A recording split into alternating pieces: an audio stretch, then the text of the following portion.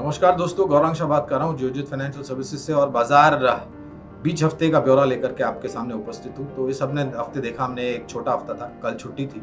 लेकिन अगर मैं पिछले हफ्ते की बात करूँ तो एक अच्छी रिकवरी देखी। 2 दिन हमने निचले स्तर पर शुरुआत करी पिछले हफ्ते, लेकिन जब बाजार बंद हुए थे तो पूरा जो नुकसान था उसकी भरपाई हो गई थी और हमने बिल्कुल फ्लैट की तरफ बंद दिया था मार्केट में। इस हफ्ते जब शुरुआत हुई सोमवार को हमने अच्छी बढ़त के साथ शुरुआत करी। आज एक दिन के बाद जब हम लौटे हैं कल की छुट्टी के बाद, तो शुरुआत अच्छी थी, लेकिन फिर कुछ बढ़त हमने गवा दी थी।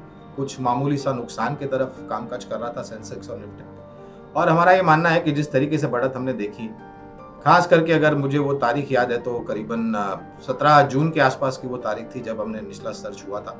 और वहां पर जो स्तर था और जहां पर आज हम कामकाज कर रहे हैं, वहां से एक अच्छी खासी बढ़त हमने देखी। तो समझदारी इसी में है कि थोड़ा बहुत अगर मुनाफा वसूली आती है भी बाजार में, तो किसी को मेरे ख्याल से शिकायत नहीं करनी चाहिए और बाजार की सेहत के लिए भी अच्छी बात है। जहां तक रहा सवाल स्तरों का, तो सेंसेक्स कामकाज कर रहा है 58,850 के आसपास, 10 पॉइंट की नीचे की तरफ के दायरे हैं। निफ्टी कामकाज कर रहा है 17,520 के आसपास, 7 पॉइंट के नीचे की तरफ के आंकड़े। बैंक निफ्टी ऊपर की तरफ की बढ़त है, 140 पॉइंट की बढ़त, 38,380 का स्तर। और अच्छी बात जहां तक मुद्रा बाजार का सवाल है, रुपये ने मजबूती देखी है डॉलर के सामने और स्तर है 79.53। और एक अच्छी खबर दोस्तों, एनर्जी मार्केट से, कमोडिटी मार्केट से, जहां पर कच्चा तेल $100 के नीचे आ गया है। ब्रेंड कामकाज कर रहा है करीबन $96 प्रति बैरल और नाइमेक्स का स्तर है $90 प्रति बैरल। तो ये अच्छी बात है हमारी अर्थव्यवस्था के लिए, जहां पर कच्चा तेल भी नीचे आया है और रुपए ने भी अच्छी खासी मजबूती डॉलर के सामने देखी है। स्थानीय मार्केट में से पहले तिमाही के नतीजे इस हफ्ते खत्म हो जाएंगे इस वित्तीय वर्ष के, और एक समीकरण अगर करना है तो मेरे ख्याल से 2 या 3 सेक्टर को छोड़ करके बाकी अन्य सेक्टर ने जो भी नतीजे पहले तिमाही के वित्तीय वर्ष के जो लेकर के आए हैं, वहां पर उम्मीद ये लगाई जा रही है हमारे तरफ से कि आने वाले तिमाहियों में आपको सुधार होने की पूरी गुंजाइश है। और जो टिप्पणियां भी मैनेजमेंट ने की है आंकड़ों के बाद, नतीजों के बाद, वो भी काफी सक्षम और मजबूत थी। रेट हाइक हुई थी आईबीए की तरफ से और वो भी मेरे ख्याल से बाजार ने बचा लिया है। लेकिन सबसे बेहतरीन बात है कि माननीय गवर्नर साहब आरबीआई के जो टिप्पणी करी थी वो थी कि महंगाई दर नीचे आनी चाहिए। और हमने देखा है कि पिछले 3 महीनों से जो भी आंकड़े आए हैं और अब भी जो आंकड़े आएंगे कुछ ही दिनों में, वो भी मेरे ख्याल से थोड़े बहुत नीचे की तरफ आएंगे। तो एक अच्छी बात है हमारी अर्थव्यवस्था के लिए। जहां तक रहा सवाल बाजारों का, तो जैसे मैंने बताया कि अगर थोड़ी बहुत मुनाफा वसूली भी आती है तो ज्यादा चिंतित नहीं होना चाहिए, बशर्ते कि आपने अपना निवेश लंबी अवधि के लिए किया है। अगर आपका निवेश छोटी या मध्यम अवधि के लिए, तो हमारा मानना है कि आप धीरे धीरे करके मुनाफा थोड़े बहुत समेटते जाएं, जैसे भी आपको ऊपर के स्तर मिलते हैं। और फिर से अगर बाजार आपको मौका देता है नीचे की तरफ, तो फिर से आप अच्छे मजबूत मैनेजमेंट वाली कंपनियों में आप बिल्कुल निवेश कर सकते हैं। 2 विकल्प निवेश के रूप में, निजी क्षेत्र की बैंक आईसीआईसीआई बैंक और सीमेंट क्षेत्र की एक मझौली कंपनी है दालमिया भारत सीमेंट।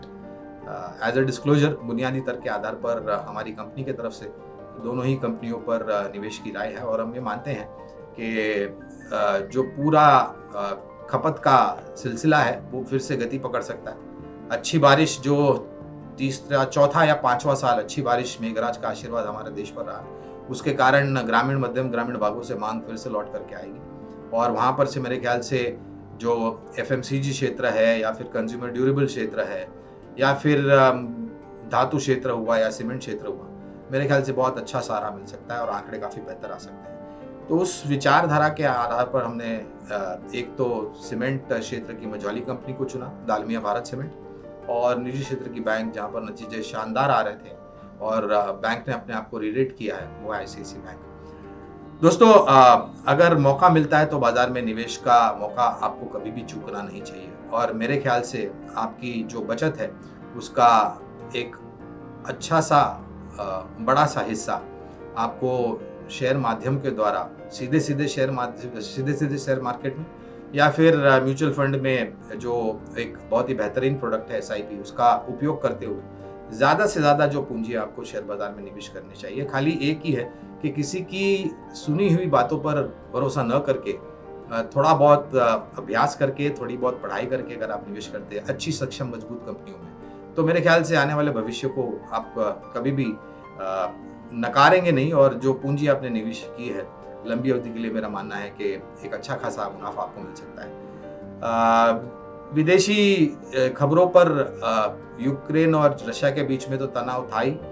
हाल ही में कुछ खबरें आई हैं चाइना और ताइवान के बीच में भी कुछ ऐसी खबरें आई हैं तनाव को लेकर के। उम्मीद रखते हैं कि बुद्धिमत्ता का इस्तेमाल करेंगे माननीय सदस्य दोनों देशों के, और किसी भी दुर्घटना को न होते हुए सूझबूझ समझ के साथ जो भी मामला है वो सुलझाएंगे।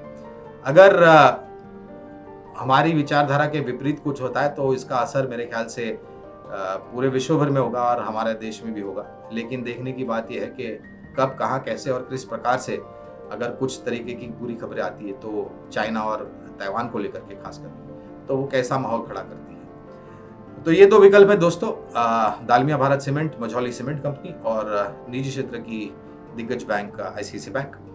आप लोगों का बहुत बहुत धन्यवाद शांतिपूर्वक मेरी बात सुनने के लिए। अगले हफ्ते तक अपनी सेहत का ध्यान रखिए। धन्यवाद।